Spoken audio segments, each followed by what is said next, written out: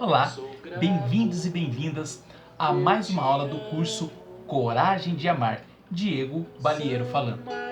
Nessa aula, nós vamos falar especificamente sobre a contribuição de Sigmund Freud e analisar um pouco mais de perto a história de Eros e Psique.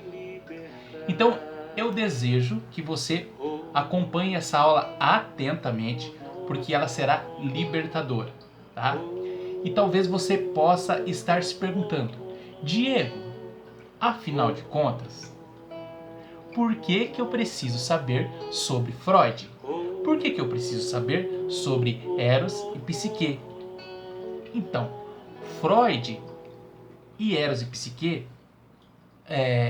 contribuem de forma que você possa se libertar dos conflitos mais profundos que existem em você, tá? Enquanto estamos no conflito, muitas vezes não experimentamos liberdade e aí não desenvolvemos a nossa individualidade, a nossa singularidade, né? E consequentemente não conseguimos acessar a nossa força, ou seja, a coragem de amar. Então, conhecimento liberta. E por isso que nós vamos falar sobre esse assunto nessa aula. Ok? Vamos lá? Bom, quem foi Sigmund Freud?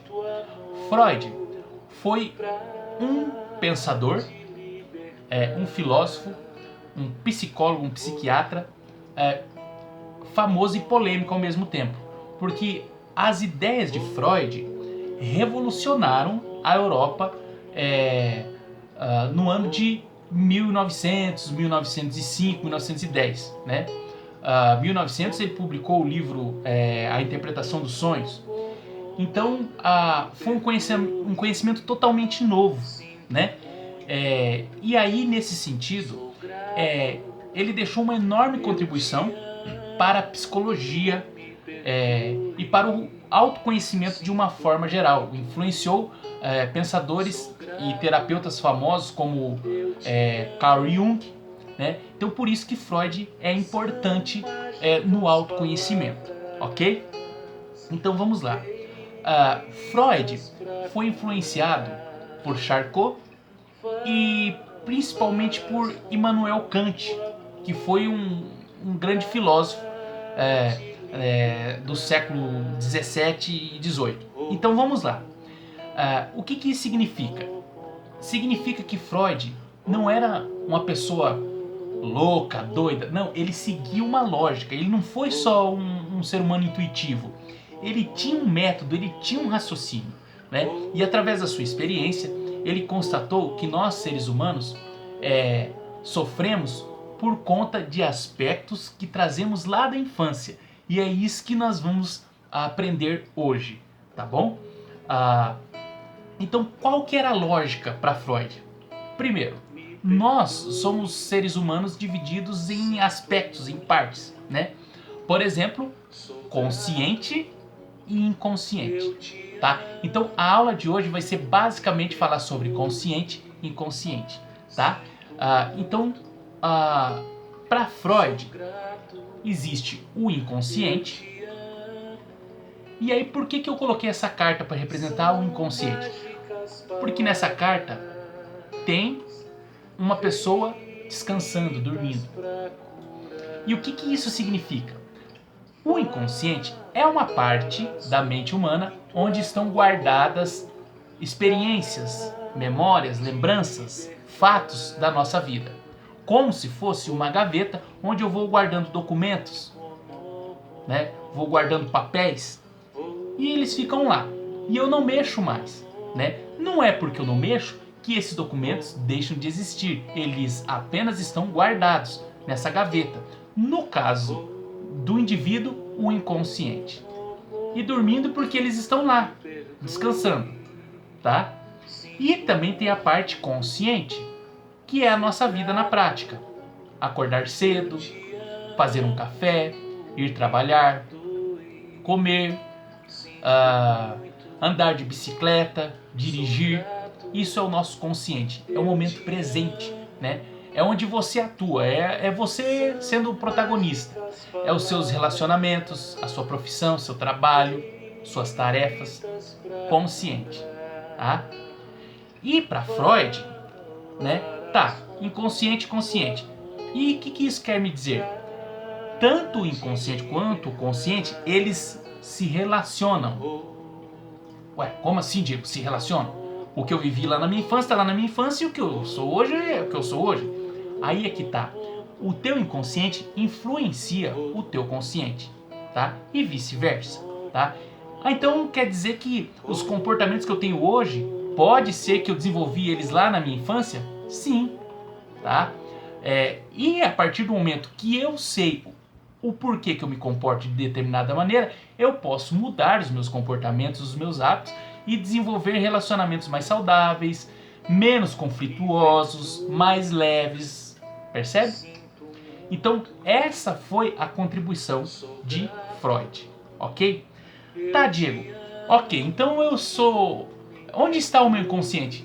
Não sei, não tem como saber, a não ser que você faça terapia, ou estude, ou leia livros, ou aprenda sobre psicologia, sobre sociologia, sobre antropologia, né?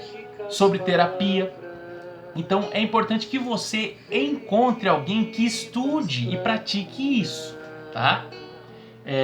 Para te mostrar através do diálogo, através de imagens, de técnicas, como por exemplo meditação, hipnose, para você acessar o teu inconsciente, tá? Não é algo objetivo, é algo subjetivo que está na tua mente, você não consegue pegar. Por isso que eu utilizo imagens, porque as imagens, elas são ferramentas que auxiliam você a compreender internamente o que é o inconsciente. Então vamos lá. Metaforicamente falando, né? Eu vou contar uma historinha para fazer você entender melhor o teu inconsciente. Então, por que uma pessoa está dormindo? Porque eu não... Inconscientemente, né? Eu estou dormindo. Eu não sei onde é que está, né? Então, assim, eu não consigo falar sobre o meu inconsciente assim, de qualquer forma, né? Por quê? Porque ele está adormecido dentro de mim. Então, o que tem lá dentro do inconsciente? Eu preciso abrir esse inconsciente, tá? Por isso que é importante fazer com um psicólogo, com um terapeuta preparado e com experiência, tá? Então, precisa abrir. Quando abrimos o inconsciente, o que nós encontramos lá, Diego? Né? Então, deixa eu colocar aqui, ó. Nós encontramos vários aspectos. Dentre eles, a nossa infância. Aqui, ó, que legal. Né? Ou seja, experiências de quando eu tinha 6 meses, 3 meses, 9 meses, 1 ano, 2 anos, 3 anos, né? Quando eu amamentava da minha mãe, se eu não me amamentava do peito da minha mãe, se eu, entendeu? Se eu precisava de outro alimento, se eu sofria uma doença, quando eu comecei a gatinhar, quando eu comecei a falar, né? Então, essas são as memórias, os acontecimentos do meu inconsciente, tá? Da minha infância, tá? Ah, Diego, mas eu não lembro quando eu tinha 1 ano. Eu sei que você não lembra, por isso que a gente coloca o nome de inconsciente, né? Porque eu não lembro, né? Então, aqui, ó, experiências da infância, tá? Da primeira infância, né? E uma dessas experiências são o relacionamento com os nossos pais, tá? Independente se o seu pai estava presente ou não, se sua mãe morreu no parto ou não, você teve um pai ou uma mãe para te gerar. Ou alguém fez o papel do seu pai, alguém fez o papel da sua mãe, talvez você se relacionou com seus avós, eu não sei, né? Mas aqui no seu inconsciente existe o aspecto masculino e feminino, pai e mãe, né? E o que acontece, gente? É aqui aonde a gente tem a primeira experiência, a primeira socialização. E Freud descobriu, quando ele começou a se analisar, chegou um momento da vida do Freud que ele perde o pai, né?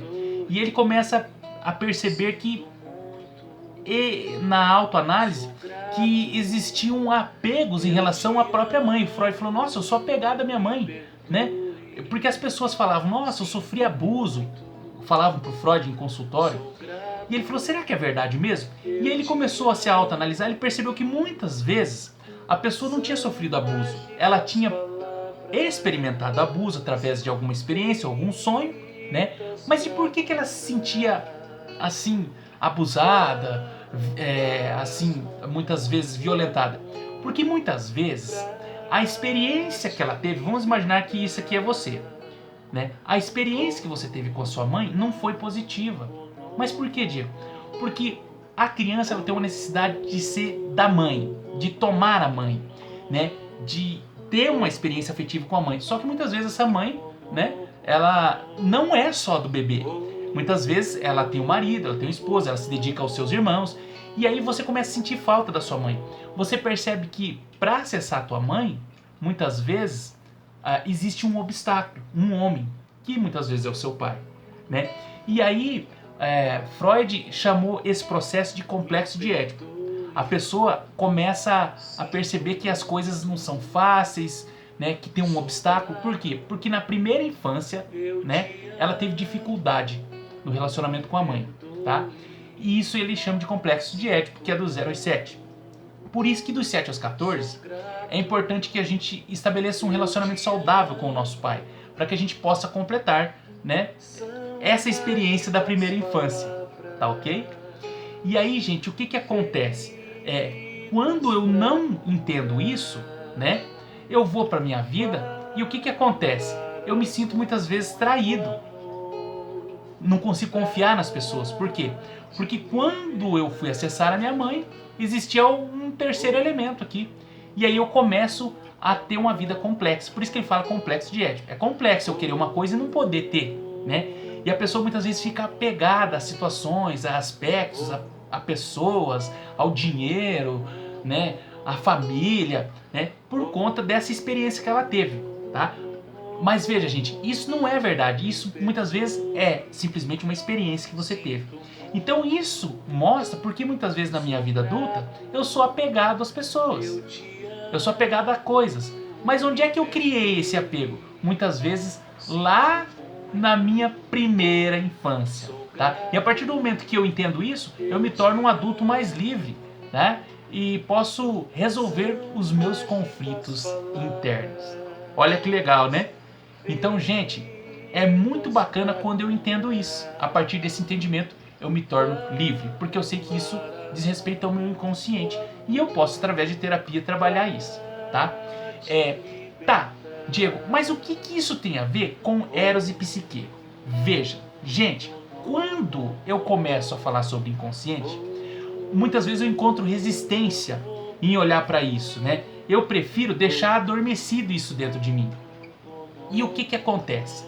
Acontece, gente, que eu não quero olhar para as minhas questões, para minhas dualidades, para os meus desafios. E aí, quando eu não olho, quando eu não faço terapia, quando eu não tenho autoconhecimento, tá? O que acontece? Eu vou criando dentro de mim um drama, né? E é justamente esse drama que faz com que eu comece a sofrer, né? Eu começo a ter estresse, ansiedade, porque é um drama que sai de dentro de mim. Por quê? Porque eu não quero olhar para minha infância, tá? E a esse drama, o Freud dividiu em 3 partes, tá? Ele dividiu em id, tá? Em ego e superego, tá? Id, ego e superego, tá? O id continua sendo a minha infância. O ego, a forma como eu interpreto o meu mundo, as situações lá de trás, né? Aqui, ó, eu, meus irmãos, minha família, os fatos. Aqui é como eu olho para isso, que é o meu ego, tá? E aqui é o superego, que são as regras do mundo, né? E aqui é onde eu vou resolver os meus problemas, vou casar, vou ter filhos, montar empresa, trabalhar, tá? E esse é o superego. E foi justamente esse drama que a psique criou, porque ela tinha uma dificuldade com a sua consciência e ela começou a criar histórias como, por exemplo, o Príncipe Encantado, né? Uma vida totalmente espiritualizada, enquanto as suas irmãs diziam, você precisa um marido para te sustentar, um homem bem-sucedido. E ela, não, eu quero ter alguém para me espiritualizar, assim, um relacionamento perfeito. E as irmãs de Psique falavam, isso não existe. Ela, existe. Ela ficava sonhando, né? Então, assim, a Psique, ela representa muito o nosso ego, tá? Assim, aquilo que eu quero, eu quero, né? Então, só que a pessoa muitas vezes esquece de olhar para o inconsciente. Ela simplesmente quer, porque pro ego, né, é o que está na frente, né? Por isso que muitas pessoas às vezes choram, a criança chora quando você coloca algo na frente dela, ela não pode pegar, é do ego, né? Ela desenvolve o ego desde muito cedo. E foi o que aconteceu com Psique. Ela construía o próprio mundo com base nas suas interpretações, né? E ela não queria nem saber, ela queria o príncipe encantado de qualquer jeito, né? Até que ela encontrou as regras da vida e ela percebeu que não era do jeito que ela queria, ela começou a sofrer, né? Então, o Eros é o mundo, né? Que a gente chama do amor, é o mundo. É a igreja, é a empresa, é as leis, né? É a sociedade. Aqui, ó, mundo. E você está inserido dentro desse mundo, né? Então esse é o superego.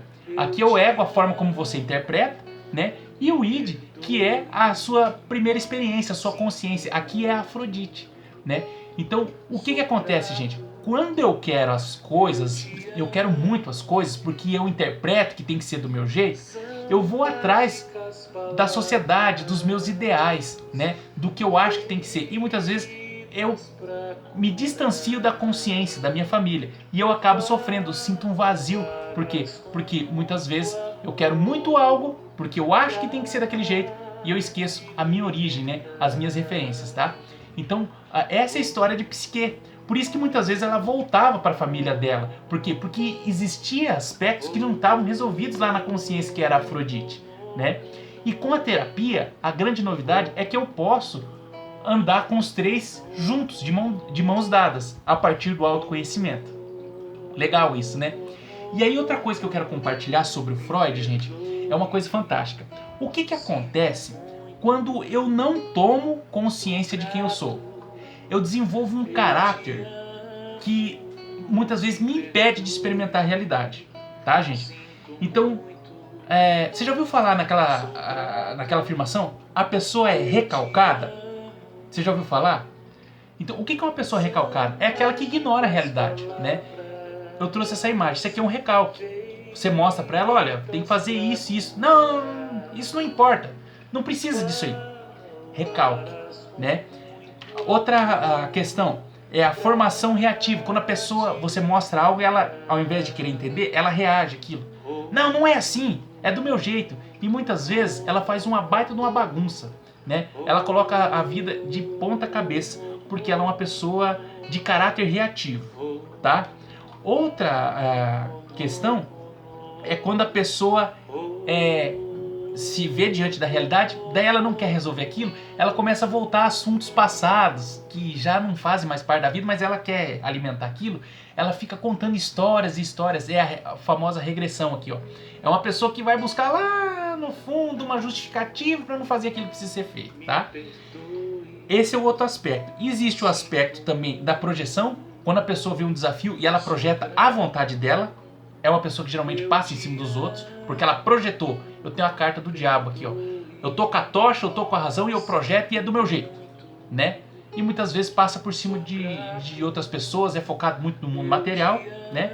E também tem aquela pessoa que tem o caráter de racionalização, né? Ela tem um argumento muito firme e consistente para não fazer o que precisa ser feito, né? Ela acha um imperador. Eu sei, eu li 1000 livros, eu fiz não sei quantas pós-graduação, mas ela não resolve aquilo que precisa ser resolvido. Então tá aqui, tá? São 5